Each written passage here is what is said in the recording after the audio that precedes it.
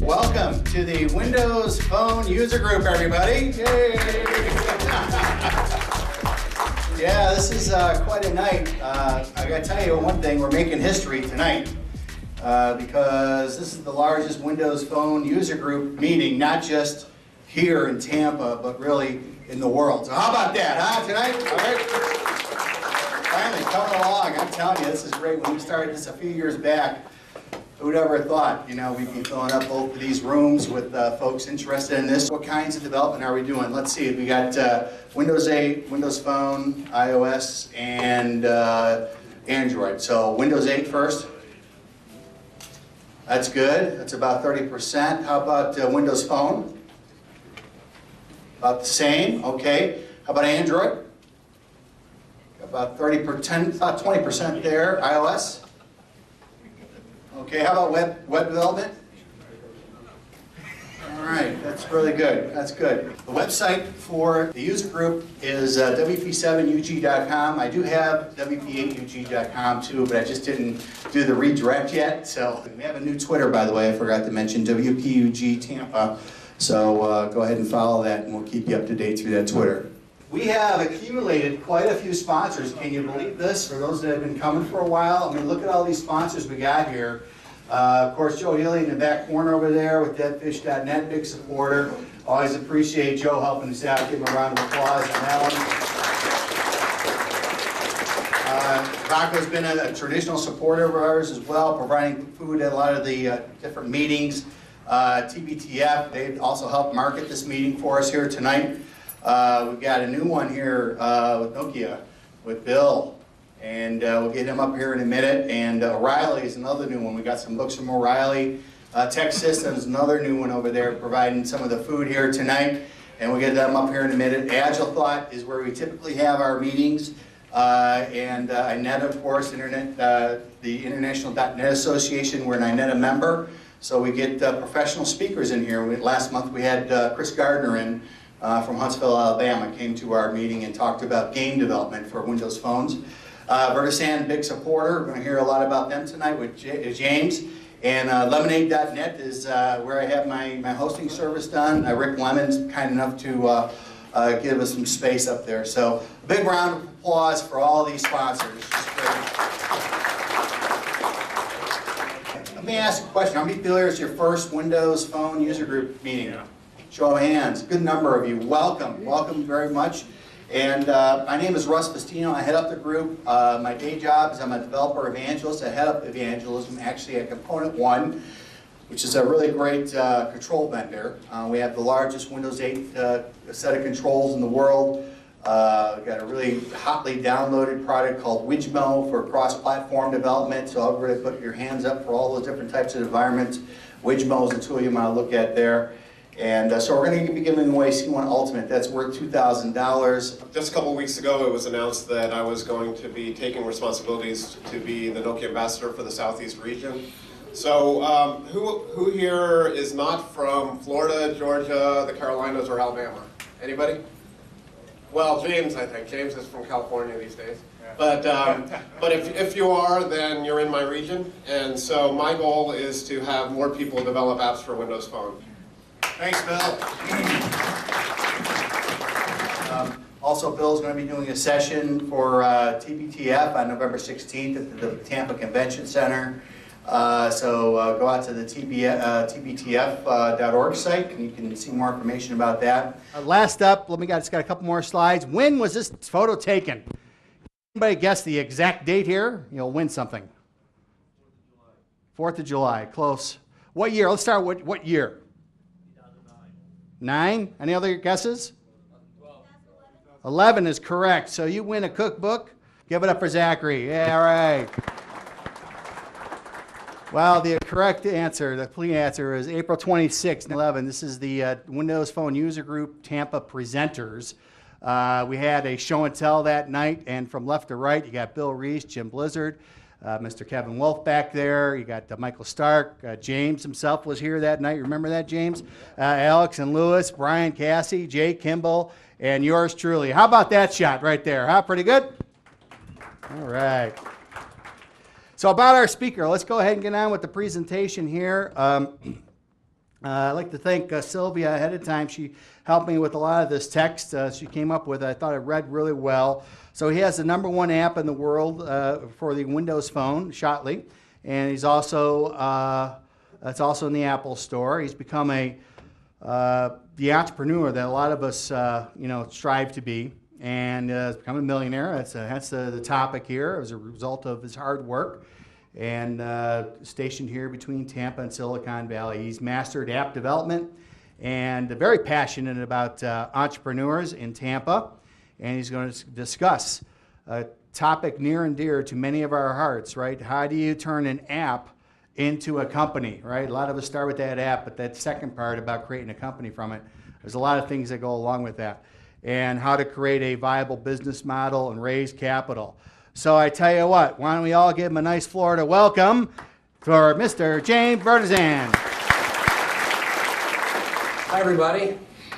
How many people do I already know? Oh, that's a lot. How about on this side? Joe, I see you nodding your head, shaking your head, thank you. Outstanding. Well, thanks for the nice introduction. I thought probably the best thing I could do today is just start by telling a story, my story, and I would really like to have audience participation as much as possible. Because my story literally spans 25 years of my life with a big break in the middle, but specifically the last 9 years. And so what I would like to do is get some audience participation, raise your hand, ask me questions, because otherwise I might not be able to cover what's important to you. So, hi, I'm going to single you out. Sure, not a problem. I'll ask a question. What got you started in computers in the first place? Okay, I'm going to cue that up and hold on to that one. Okay. Let's try a couple more people just to give me a feel for what people are looking for. Go ahead. How did you market your app? Ah, Do you pay somebody? How do you find them? okay. How do you make money doing All right, so how did I get started? How did I market? So how did you raise capital, but not let your idea get taken over to India or China and get completely written before you even got capital for yourself? That is a big topic, and we'll cover that. So I'm going to talk for, looks like about an hour and 40 minutes. As I said, as I'm going through this, oh, go ahead. How many apps did you concept before you came up with the one that you really wanted to pursue? I started with one, I split it out to about 7, and then came back up to 1. I got a question. Why do you say, I guess the app was named before Executive Caddy and Shockley? Why you decided to change the name, and how you were able to get into the Nokia collection? How many people are familiar with my app at all? I've seen it. How many people have no idea what it is? All right, we'll start with that. So the app is called Shockley, and it used to be called the Caddy, and then before that it was called Executive Caddy. And effectively it's a golf GPS rangefinder app. It also allows you to track your scores and stats and has some great social functionality so you can interact with your friends, heckle them, give them grief, things like that on the golf course. So it's a lot of fun and very functional. And typically it's used on the golf course when people are out there in the sun and enjoying themselves. And that was, we'll get back to it, but that was one reason why Windows Phone was really wonderful, and particularly the Nokia devices, is you can see them plain as day outside on the golf course, whereas some of the other platforms, you can't see the screen at all. So, let's go back to the beginning, which was, call that ancient history here. So my story starts back in 1989. I was, as you can see from the picture, I was a kid and I wanted to play golf and play on the PGA Tour. My father was a professional golfer and my grandfather was in the Hall of Fame. So I wanted to follow in the family footsteps and get out there and have a good time and make lots of money. And yeah, little did I know that I really wasn't good enough to do that. But I did have an aptitude for writing computer software. So I came up with this idea that I would write a program that would track my scores and my stats on the golf course and then analyze my game and tell me how can I improve and how can I get better. And I created a program. It was called Executive Caddy. The idea behind that is like a caddy on your golf course, but it's, you know, a really fancy one. So it's the Executive Caddy. And so I wrote the program. I did it in C++. How many people are C++? Oh, there's nice, still a few of them out there. So I wrote it in C++, it was actually Borland C++ at the time, and I packaged it up and made a real product out of it, what you see in the picture, and I took it around in my car to the different golf shops, and this is back in Massachusetts, and I peddled my wares and tried to get people to buy the Executive Caddy, even though there was no such thing as Windows, and most people didn't even have a PC, let alone any idea of what this did. So I guess I was a little bit ahead of my time when it came to that, making a golf product. To make it worse, I also made a mobile app. I kid you not. Because I'm out on the golf course with my Executive Caddy and I'm using a piece of paper to write it down, and then I'd have to go back and put the scores and stats in the computer. And I thought, geez, there has to be a better way. My parents had given me this Scion Organizer for Christmas, and I realized, hey, it has a programming language. So I wrote the mobile version for Executive Caddy on the Scion Organizer, and that is circa 1989 there. Once again, a little bit ahead of the curve. And then, as you can see in the picture, the Scion Organizer had this little communication cable that would plug into the top, and it plugged into the serial port at the back of your gigantic PC. And that is how my idea got started. Clearly, I would have starved to death trying to sell that back in 1989. So then everything went on hold for almost 15 years in terms of waiting for technology to catch up to the idea. Because I thought I really had something, it just wasn't ready yet. So we'll fast forward to 2004. And then in 2004, go ahead. How many did you sell in '89? 6. And really, why did you give up? I mean, you were a kid, right? 6 was pretty good. Actually, it was pretty good. It was pretty good, but I had to drive to the pro shops to do that. And all 6 were purchased, or actually 5 were purchased by one shop, and then my neighbors bought one because they felt bad for me. Which made a total of 6 sales. $49.95. Yeah, that was the magic price point. That does bring up a good topic, though, is pricing. There are magic numbers when it comes to selling a product, and there's these trigger points. Any guesses of some of them? 99 cents. Okay, not that one. That's a good way to start. $14.99. $14.99, that's one, absolutely. $9.97. $9.97. Mm-hmm. $59.99. Ooh, I thought so too. That one didn't work out for me. But I did. I was like, yeah, that's a good number. $49.95 or $99. If it's under 50, that's okay. Next level price point, if it's under 100, as long as it doesn't start with a 1, you're okay. And then there's the lower numbers, like a $14.99, $95. So when you're pricing your product, you need to make sure that it kind of meets the mindset that people already have. And a lot of times you just see that by watching infomercials on TV. They've already done all the research. Those are all magic numbers. So don't buck the trend. There's a reason. It's psychology. So we fast forward to 2004. That's when internet started being available on pocket devices. How many people remember the iPac? Yeah, I had one of those. Exactly. That was by Compaq, now HP, and that was a handheld PDA. That's when I got back into the game with my product, Executive Caddy. And then I starved to death again. How many people used to work for me? Everybody? Oh, no winners? Okay. So in 2004, I got back into the Executive Caddy full force, hired a small army here in Tampa, spent everything I'd ever earned in my entire career and everything I didn't earn to turn this dream into a reality. And once again, it was still a little ahead of the curve, primarily because this was before the iPhone, Windows Phone, Android devices, and that's when things really, really started to turn around. So this picture here is me holding the original Executive Caddy in modern day time. So then in 2004, we made the Pocket PC app. That didn't work out very well, just not enough market share, internet connectivity, people had to plug it in, so on and so forth. And then we fast forward again now to 2008 and 2009. That's when the iPhone came out.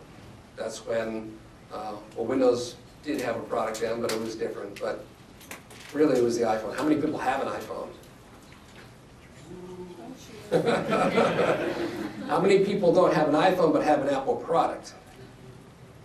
Okay, nice. How many people have a Windows phone? Hey! And Android. See, I mean, it's pretty balanced. It's about 1/3, 1/3, and 1/3, all the way around. And, you know, admittedly, I had always been a Microsoft person, because my entire career, I wrote enterprise software, front-end, back-end, websites, all those wonderful things using Microsoft technologies, but I was forced to then abandon ship and go to the iPhone, because in order to keep my dream alive and move my product forward, I had to do the Apple product. And as it turns out, I guess that was a really good idea for me. And I had success with the Apple product in my iPhone app, and it was called Executive Caddy. To answer the question about why the name changed, so unfortunately, it was my own fault that back in 1989, I didn't put a trademark on Executive Caddy, or Caddy. I was a kid, I sold 6 copies. I had $300 to my name, and so I didn't follow through with that. And as a result, with the Apple product, then you have Executive Caddy. And then there was Golf Caddy, My Caddy, Caddy Call, Caddy GPS, Caddy Rangefinder, Caddy everything, Sky Caddy. And so as a result, when people are out on the golf course and they're using my product, say, hey, that's really cool, what app are you using? Oh, it's the Caddy. That was the first problem. Because it was called Executive Caddy, but everybody just used the nickname, the Caddy. So then nobody would find it in the App Store, I didn't get any sales. So then I changed it to the Caddy, and then once again, you had the trademark issue. So it was a contaminated marketplace. So any word of advice that I have is when you create a product, make sure that you use a unique name and put a trademark on it. Yeah? Why not, why didn't you look into creating other software other than focused on the Caddy? Oh, tunnel vision? Yeah, I didn't want to feel defeated. I had created a product when I was a kid and I wanted to follow through with that dream, and I had all these wonderful aspirations that it was going to be some billion-dollar venture and it was going to just be amazing and the world was going to love it. But that really wasn't the case, and I learned that lesson when I got to Silicon Valley. I learned that fast. What were you doing in the time that you weren't focusing on this app? I did software development. I did consulting work, contract labor, and then I had a web development company for a while. And so we built mostly enterprise class stuff, is all SQL Server, back end. The front end, really the client just changed. We used to make stuff where you install it with a CD. Then that turned into websites, and then that turned into mobile products. But effectively, it's all still the same thing, which is a client-server app. We have a server on the back end that hosts the data, and then we have some sort of now either a fat client or thin client that provides the interface. But effectively, it's the same thing. So fortunately, I had 20+ years of experience building up to the app part. Does that answer your question? Cool. Yeah, go ahead. Trademark process. Ah, excellent. I was waiting for that question. So you can do it yourself or you can hire an attorney. Either way. The filing fee is about $300 to file a trademark. Patents are different. That's the app name or? It's any corporate name. Yeah, so it could be a product name, it could be the name of your company. The thing that's interesting about that, though, is it's defined by the vertical market or the industry or space that you're in, unless it's what's called a famous name. For example, if you wanted to make chairs, you couldn't call it Google Chairs because Google's a famous name. So you can't do that. But if it was Billy Joe Jim Jobs chairs, you could trademark that because it's not famous. But then somebody else could have the same name but in a different industry. So there could be somebody that's using the same name, or like the name of my company, Byrdson. So you could be, if it wasn't a famous name, it could be Byrdson Chairs, or Byrdson Jewelry Store, or Byrdson Supermarket, or whatever. That is acceptable under the law because it only becomes off limits when it becomes a famous name. And I'm not really famous yet, so. Does that answer your question? Yeah. Cool. So I would recommend going with an attorney, though. It's probably the most painful waste of $1,000 that will protect you way down the road. And I can share with you a case that happened to me, because I've always hated to spend money on getting trademarks and getting patents. It's so easy to just not do it because it just doesn't seem important. How many people have a trademark on something? How many people intended to do it but then never bothered because they didn't want to spend the money? Yeah, me too. So I'll give you a quick example. So we have a new product that's coming out for Windows 8, and it's called Golfly. So we have Shockley, and then we have a new one called Golfly, which I'll talk about. So I bought the domain name golfly.com, and immediately, the same day, put up a website, because by the way, you have to have a real product to be able to get a trademark. You can't just say, oh, this is my idea, I want to get a trademark on that name. You actually have to have something, and it has to be saleable, and stuff like that. So, how many people are familiar with Bitly? Yeah. So basically, I did a replication of Bitly, which was called Golfly, in 14 hours. So in 14 hours, I complete link shortening service, got it up and running on the internet, artwork, graphics, everything, effectively my own personal hackathon, and then registered the trademark application for Golfly. So then, guess what happens? I'll come back to you. So then, guess what happens? I go to create a new app in the Apple App Store, which, by the way, the names have to be unique, and I went to go create my Golfly app. There was a Golfly app. And wouldn't you believe it was a GPS rangefinder? Yeah, that's what I said. I was like, really? So I went to the U.S. Patent and Trademark Office website, and I took a look at the trademark registration. This guy filed a trademark registration on Golfly, just like I did. But he did it 11 days after I did. 11 days. So thankfully, I did my own personal hackathon, got golfly.com up and running, and as a result, I was able to protect the name and not get pushed out of having an Apple product for all time. So my word of advice, yeah, definitely get a trademark for your name of your product or whatever your business is. If you can't afford to pay an attorney to do it, it's usually about $1,000 total, then definitely you can do it yourself. It's not that complicated. You'll have more protection if an attorney does it, but it's worth doing one way or the other. So what happened to the other fellow's app? Oh, he was out of luck. They took it down, I mean? No, we wrote him a very polite email and let him know that we had a trademark on Golfly, and so he wasn't going to be able to use that, and kindly rename your app and move forward, and which he did. So that was very fortunate. But we would have had a real difficult time and a real nightmare if I hadn't done that and hadn't done the trademark. Go ahead. Why do you have more protection if you have a trademark? Why is it different if a lawyer did it for you versus you did it yourself? The question, if anybody didn't hear, is why is it important to have a lawyer do it as opposed to doing it yourself? I would say the answer to that is 99% of the time, that's fine. But if somebody else applies for the same trademark and they use an attorney, most likely you have an issue because they understand the legalese and the proper way to craft the declaration of what you're intending to do. Fortunately for me, the other gentleman who tried to register Golfly did that himself. So he didn't stand a chance because I did use an intellectual property firm to do that. Does that answer your question? And then you? How did you name your app? Did you use any kind of a naming service, or did you just come up with it on your own? That's an excellent question.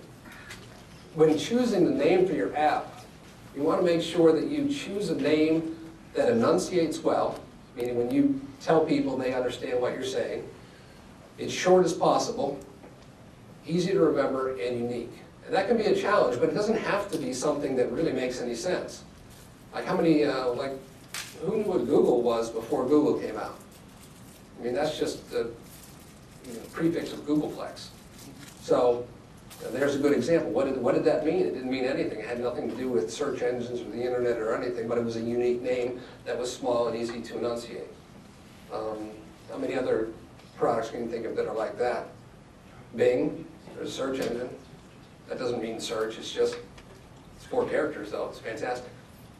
So I went from Executive Caddy to the Caddy because everybody called it the Caddy, and then I had the trademark issue and I needed to make sure that I had a brand that was recognizable. And it took about 6 months to really come up with a new name that was solid and fresh. And fortunately for me, there was a company that went out of business that was called Shockley. And so I was able to purchase the company, which included the brand, the identity, the name. Even though I didn't use the look of their brand, I was able to purchase that so that I would have a domain name that's 6 characters long, a product that I can put a trademark on the name, and make sure that it's completely unique in the marketplace. Did they not have trademarks available to you when you purchased the company?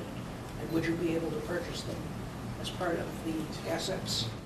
Yes, if a company already has patents and trademarks, you can purchase their intellectual property. That was...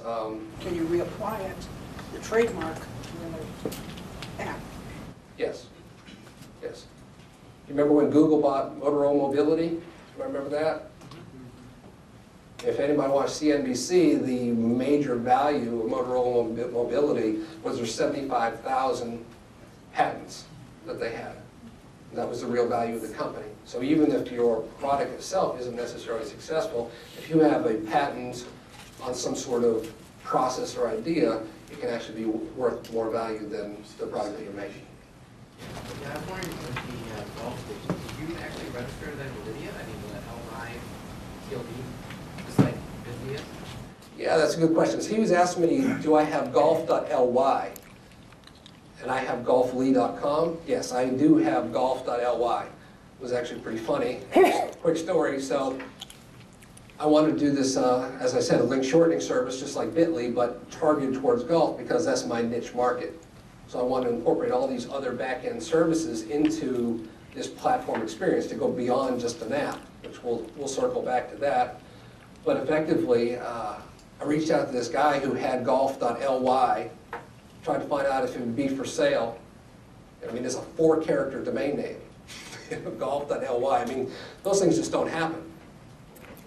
Any guesses how much somebody would want for a 4-character domain name? Speak up, anybody. Couple million, 50,000. What was his name? What's that? What was he grossing? Well, he just had the domain. Pardon? He just had the domain. How much did Microsoft spend on Bing.com? Everybody know that one? We'll let you research that. 50,000. So we'll just say that 4-character and 3-character domain names go for, they can go up to millions and millions of dollars.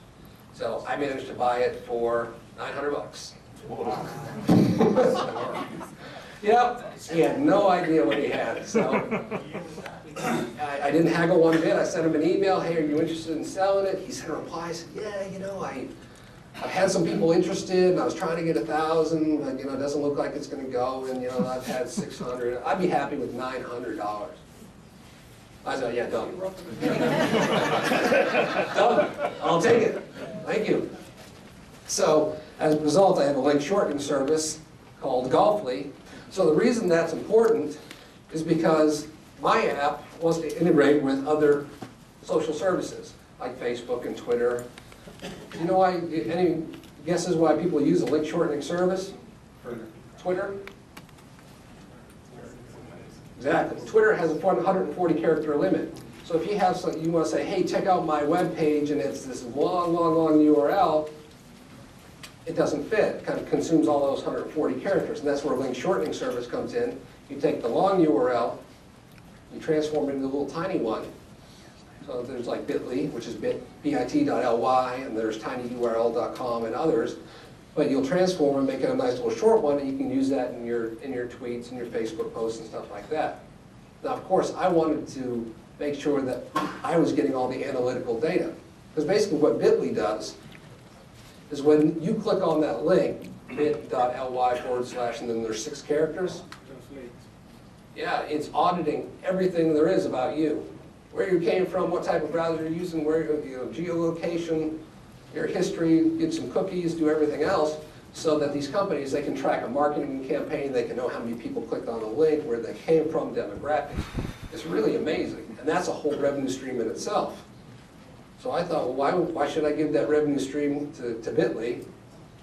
So I was able to replicate that in 14 hours and put up Golfly. which is golf.ly. And then, so all the links that show up in my products, like a completed ground scorecard, when they post to Facebook, it uses a golf.ly.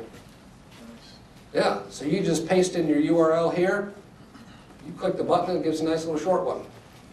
Like www.whatever.com/my-page. There you go. You click the button, it gives you a nice short one, which is golf.ly, and then it's 6 characters. Basically using an encryption algorithm to determine, or press it down so it's always 6 characters, case sensitive. Yep, so it gives you a nice little tiny URL and you can paste that in all your social stuff. But at the same time, I now know what every one of my customers is doing, where they're coming from, and then I can have analytical data that I can sell off as a third party, or to third parties, such as golf equipment manufacturers and others. So how do you make money with a free product? Be creative. And this is one way that you can be creative. Question for you. If I were to use your service, can I get some of the analytics or no? Absolutely. That's another thing that we can charge for. So you start using the service for your links and your URLs, and that gives us an opportunity to create an account for you, and you can manage all those links and see where people come from. So we made the iPhone app, had some success with that, a lot of rebranding issues, a lot of challenges getting the app made. It's Objective-C is very challenging in terms of, there's a lack of memory management, the development tools weren't as good. It took a long time, cost a lot of money to build out the app. Go ahead. So, if you don't mind sharing, how much did you spend before you started making any money? How long did it take you to make that back? The question was, how much did I spend before I started making any money? The answer is $3.5 million. Wow. Which, as I said, was everything I've earned over my entire career, plus some. So, and that's why, in large part, why I'm here today, is to be able to hopefully answer questions, not just today, but moving forward, to help other people not repeat the mistakes and the very painful and expensive learning process that I had.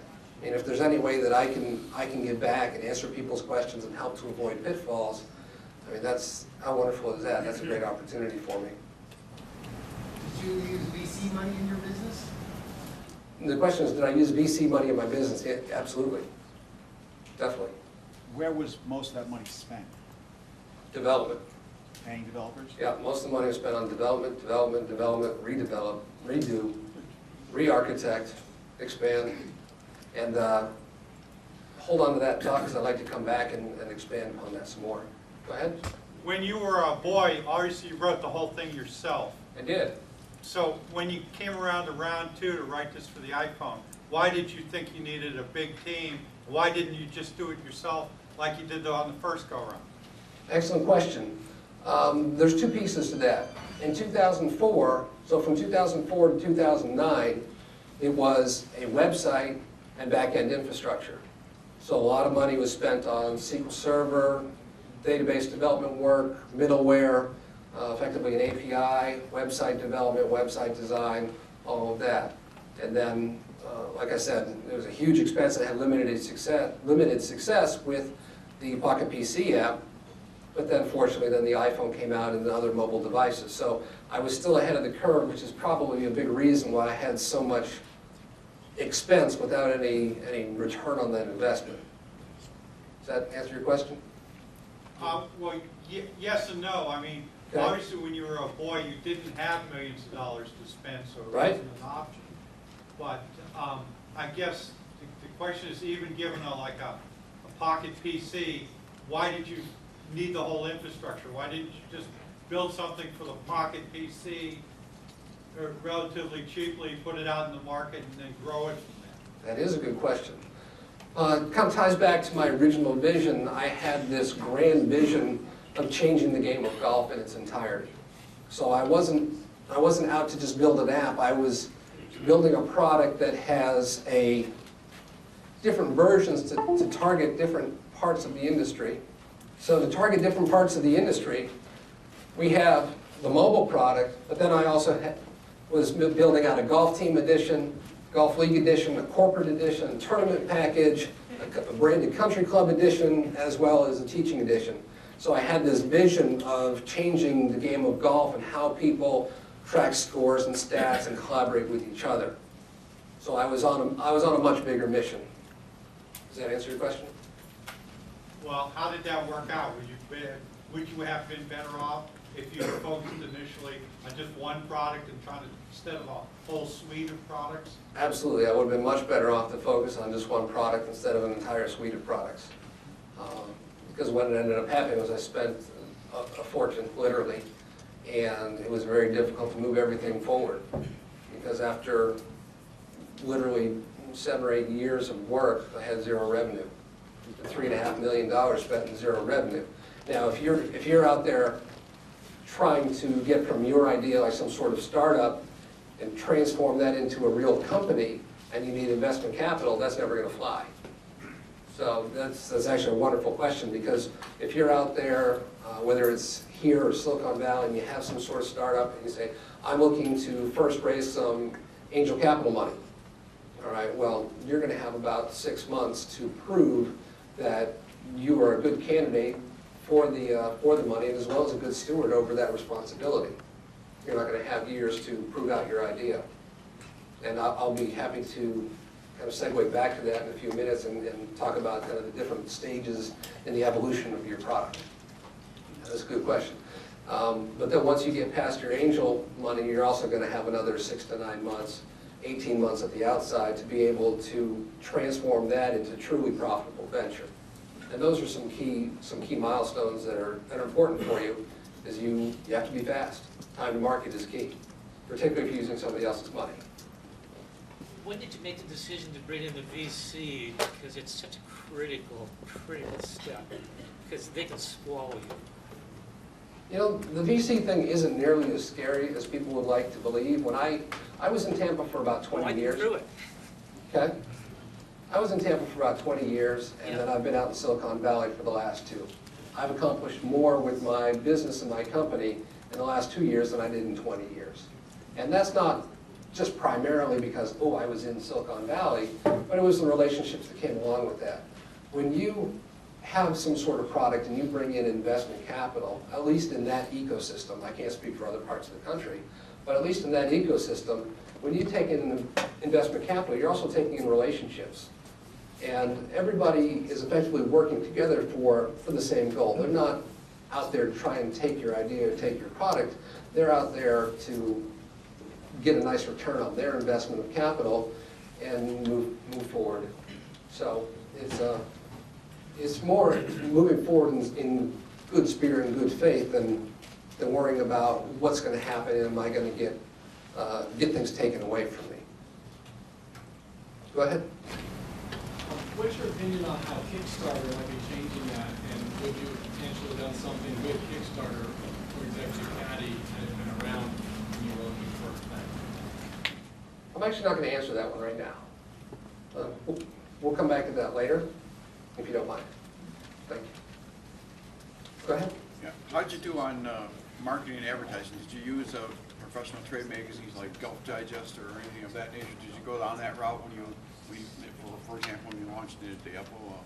Yeah, we'll go off on a quick tangent since we're still back in like the 2004, 2005 era. So everybody told me, hey, you know that magazine, The Sky Mall? It's in all the airplanes.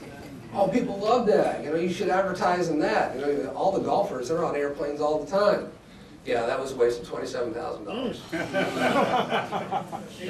I saw you in there, though. You saw it? Thanks. All right. Did you buy it? No. I know. Neither did anybody else. Yeah, $27,000 for the Sky Mall ad, ran for, I believe, about 2 months, and made $2,500 from that. So, not a good investment. But that does bring up a good point, is when you are choosing to do some sort of advertising, don't spend everything that you have on one particular form of advertising, because you have to test the waters in lots of different areas to be able to find out what works and what doesn't work.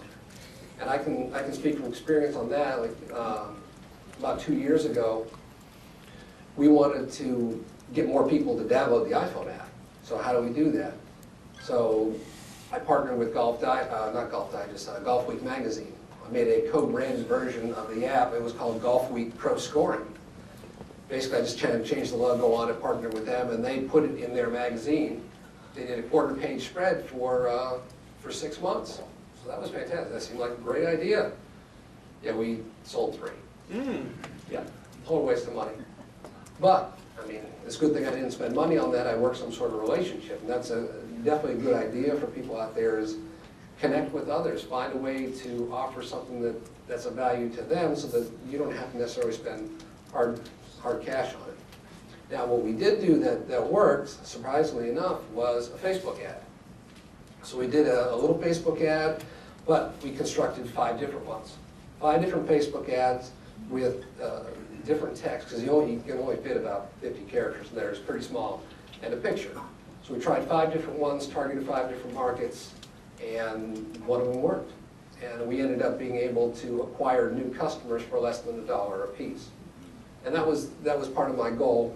We can loop back to that when I kind of move forward in the timeline a little bit, but basically, we had a budget with investment capital, and we wanted to get 1 million users for less than $1 million. Because once people start using it, then they tell their friends, and then there's the kind of the contagiousness of it. How many people are familiar with the book, The Tipping Point?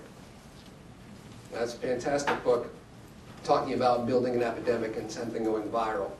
So I definitely recommend that as excellent reading. It's called The Tipping Point by Chris Anderson. Did you ever Did you give any thought to using a license for the software, like Ben Hogan's Executive Caddy or Hank Haney or... That's an excellent question. I can speak to that, actually.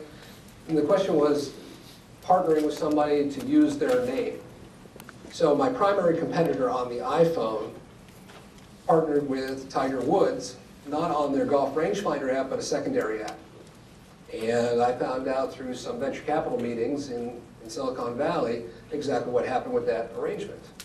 So Apple takes 30% of your proceeds immediately as part of that's how they make their money. So they released this Tiger Woods My Swing app, and I think it was at that time about $7 or $8. So immediately Apple takes the 30% when somebody buys it. They buy it because it says Tiger Woods. While Tiger Woods, his foundation, not him individually, but the Tiger Woods Foundation, then took 70% of what was left for the opportunity to have his name on it. So if I did that, I'd really have an app where I could make about $1 every time, as opposed to $30 on an app, or $20, something like that. So you have to be careful with that. If you want to do that, don't do it on your primary product. Do it on something else that might be good advertising for you, and that's what they did. Like they had their primary product, which is a golf rangefinder, and they came out with this other product. So effectively, they ended up almost giving the Tiger Woods product away, but it raises awareness about their primary product and helps sales. When you were considering profit models when you started this, did you consider selling the entire idea to a company and have them develop and market it? Would that have been a feasible profit model, although it certainly would have given up your control and your dream? It depends on what your dream is. So when you are taking in investment capital, there's 2 exit strategies primarily. Build it up and flip it, I mean sell it off like a house, or go public. Going public is usually a secondary strategy, not a primary strategy, because the venture capital individuals, they're looking to be involved in your product for about 3 years, 5 years on the outside, 2 years would be better. So basically anywhere from 2 to 5, 3 is right in the middle, and they want to be able to get out clean and take their profits and move on to the next project. So that being said, you have to determine when you're starting your business, what is important to you. When I started out, I wanted to change the world with, or change golf worldwide, and I wanted to hold on to this product for the rest of my life. Well, that's not the case anymore. Because I learned this really valuable lesson when I got out to Silicon Valley, which came about because I was doing well here and I wanted to grow, and I wanted to take in investment capital, I wanted to either go public or something like that. Well, little did I know that my product wasn't nearly big enough. Not even close. And I thought, well, there's 60 million golfers in the world, and they spend an average of $1,244 a year on ancillary golf products. By the way, research. When you're coming up with the idea, you need research, you need real numbers. So you need to know who is your industry, how big it is, how many customers there are, what are the demographics. You have to have all this information. Investment capital comes because you have something that is worthy of the capital, can demonstrate the return, and isn't a major risk. I mean, everything is a risk, but at the same time, they like things that don't change the world. They like things that are close to something else that's already been done that's proven, believe it or not. Give an example on that. So out in Silicon Valley, there's a company right next to the gym that I go to called WePay. And it's effectively PayPal for groups. I thought, okay, well, PayPal's been done. It's been done a bunch of times. Well, they just get funded and funded and funded and funded. Because basically they're building it up, and then I don't know what their exact exit strategy is, but most likely they're looking for PayPal to just buy them out. That's a very common strategy, is do something that's slightly different than something else that's already been very successful, put a little tweak on it, and then look to sell it off to the person that was successful with it. And effectively they're buying up your market share and eliminating competition. Does that answer your question? Not entirely, but gives you some things to think about. Okay. How could I answer it entirely? What I'm looking for is, you know, when you start out with an idea and you know that you've got this long road to developing it, is it worth considering to develop it sufficiently to interest a major company in it and sell it? You know, Okay. Sell it to them to say in return, give up your control for a lot of money and their marketing, their development engine. If there's just no, if there's no way you can raise the capital to develop the marketing engine and distribution yourself. Okay. How many people want to be tech heroes here? Nobody? What's a tech hero? Who wants to be average and mediocre? All right, good times. Let's try it again. Who wants to be a tech hero? There you go. Who wants to never have to work another day of their life? Okay. That's really dull. No, it's not have to. Choosing to is a different story. See, but the fact is, we do these things because we have ideas and it's fun and they're mental playthings to some extent, but we also want to make a profit by it. Right, you have to eat.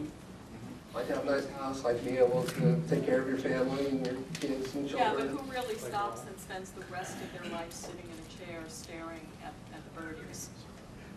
That's the difference between need to and have to. Right, the difference between need to and have to. But, I mean, there's a lot of answers in that question, and I'm going to come back to that in a few minutes. I want to give a little bit more background on the product, and then I'm going to talk about the investment experience. So my experience in the Valley, what it took to get real investment capital, get millions of dollars, build something up, and then have something that's worth hundreds of millions of dollars. Because that's a trick. And hopefully I can share that with you. Do you have a question? I do, but and maybe this is one for later or when it's already been answered. But Okay. I see you've got a bunch of different editions here, and really the question is, you said writing an app in the title, but I see a mix of things, an entire suite of things. So at what point was it you decided that you needed that suite, or was it just a natural progression in growth? The suite came first, finishing it didn't. The app did. Which is why I'm here today, is because I was successful with the app, not the whole suite. We're kind of looping back now after 9 years to fill in the blanks on the rest of it. So, long road. And I always thought, oh, you know, just take a month. Well, you know, in a month we'll have this up. In a month we'll have a tournament package. And a month later we'll have the no. No, just keep moving forward on the mobile app. It's just one day, 1 week, 1 month after another. So everything really changed for me. Yeah, everything really changed for me right here in this room. It was it 2010 or 2009 that Windows Phone came out? Anybody know? 10. Right. So it was September of 2009 that we were in this room and that Microsoft held a Windows Phone Firestarter event. This is before Windows Phone came out, and they were talking about the platform, how exciting it was. And the gentleman in the back over there, raise your hand, Brian. That's Brian Johnson. Brian was a startup evangelist for Microsoft, and he helped me get started with my app for Windows Phone. And the other gentleman, Joe Healy, come on, man. There you go. Joe Healy is the principal developer evangelist for Microsoft in the Southeast. He is the man. And so I came to this Firestarter event, and I went up and I said, hey, you know, I'm interested in this Windows Phone thing. I make this iPhone app, but I'm not really a huge iPhone fan. I'm really, you know, I've always been a Microsoft fan, so can I show it to you? And Joe said, oh, all right, yeah, sure. Typical Joe style.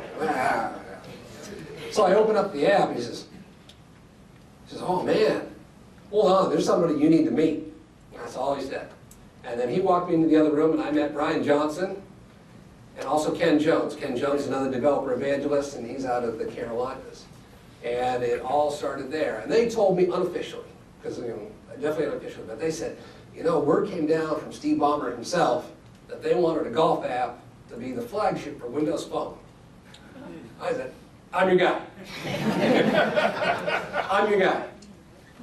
And so for the next 6 months, I stopped all my iPhone app development and worked exclusively on a Windows Phone app for a platform that wasn't out yet. So I gave up this huge Apple opportunity and went the Microsoft route and didn't go the Android route either. Now at that time, it was just me. You know, I had people working with me. I was doing consulting work on the side to try and pay them because I didn't have any iPhone coding skills, but I did all the artwork and the user interface, and I'm the guy who wrote the Windows Phone app in its entirety, start to finish, artwork, graphics, everything. Did the whole thing myself.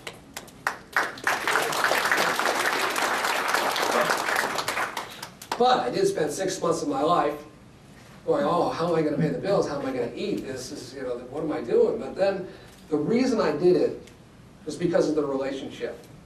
And I'm not here to just, you know, oh, Microsoft, that's wonderful. But there were 3 choices: Apple, Android, and the brand new Windows Phone. Apple doesn't care about its developers, and I know this is probably going to go up on YouTube, but sorry, that's really the truth.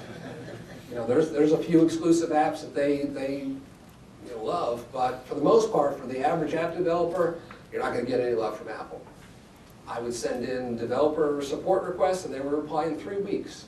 And they would quote the documents and say, go back and look at the docs, you know, we can't help you. How many people have had that experience? Yeah, it's no fun. So it's like, okay, I'm not getting any love there. And then you have Google with the Android platform. Same thing.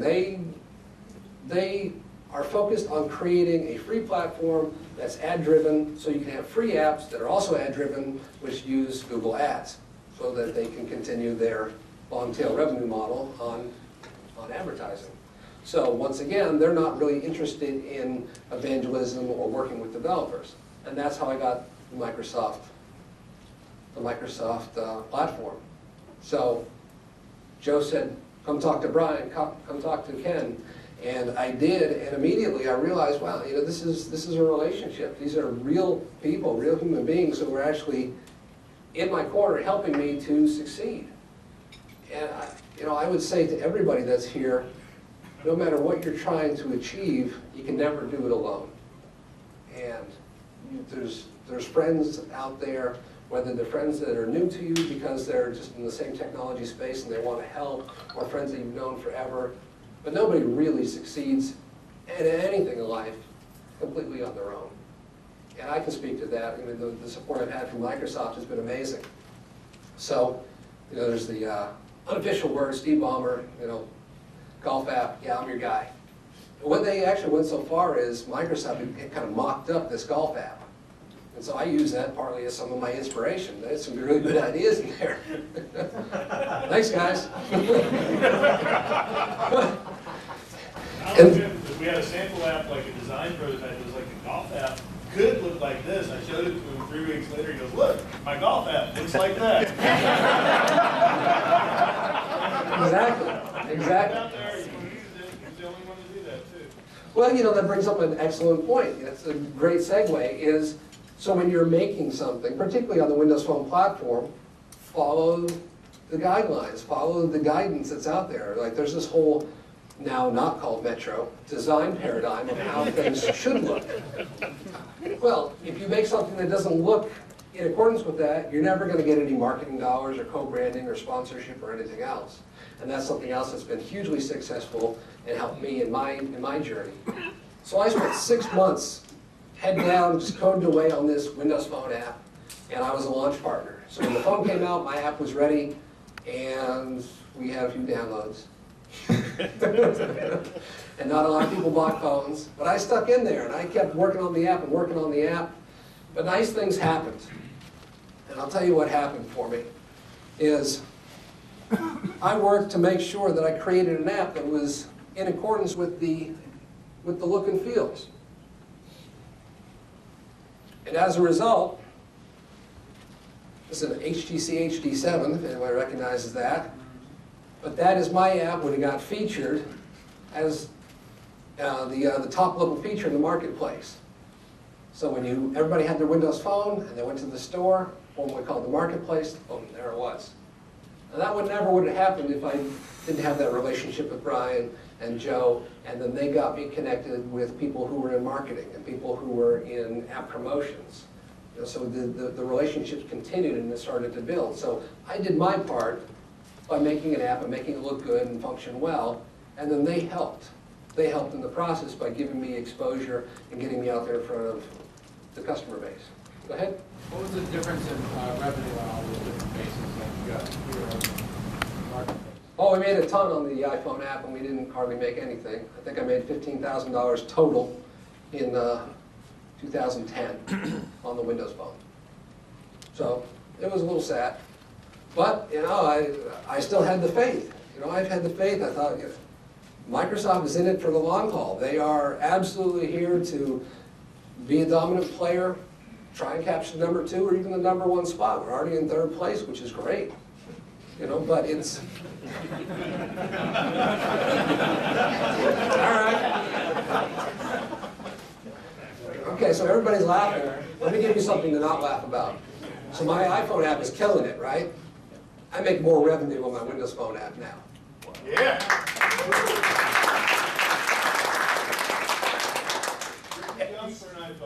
Every day of the week, right now, every day of the week, I get more new users, more registrations, and more sales on my Windows Phone app, which is 3.6% of the marketplace, than I do my iPhone app, which is 24 or 29% of the marketplace. So, nobody's laughing. Why is that? Why do you think that is? That's an excellent segue. Why do I think that is? I had the help and the assistance of Microsoft to create a first-class product. And then I was in the marketplace and I was in there early so I could establish my position and say, I am the golf app on Windows Phone. And then I got ratings and I got reviews and I kept improving the product. How many people are familiar with the concept of zero cost of distribution? Okay, basically when you create software, as opposed to creating some sort of widget like this table, if I wanted to distribute that table, it costs me money every time I make that table, over and over and over. Can't really give those away free too well. Software has effectively a zero cost of distribution, meaning I can give my app away free to millions of people, or 2 people, and it doesn't cost me anything different. So you can implement a freemium model. You can give your app away, a basic feature set, to millions and millions of people, and then look for a much smaller return. So software has what's called a zero cost of distribution, effectively.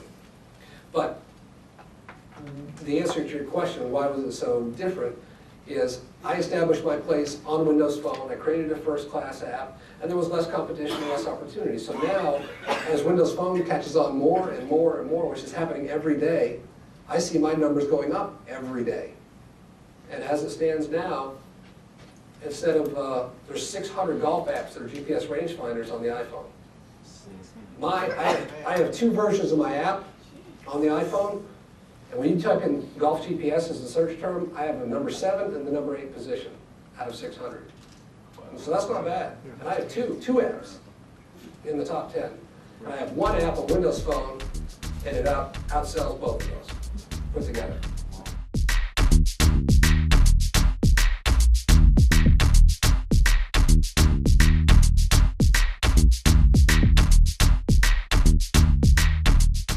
Get UI controls for data visualization, layout, input, and more inside the Component One Windows 8 Studios. Designed to enhance the rich user experience of Windows 8, these controls give you powerful and unique functionality to help you build better and more compelling Windows Store apps. No matter whether you develop in C#, VB, or JavaScript, Component One has controls for you. Visit componentone.com/winrt to learn more and download the controls today.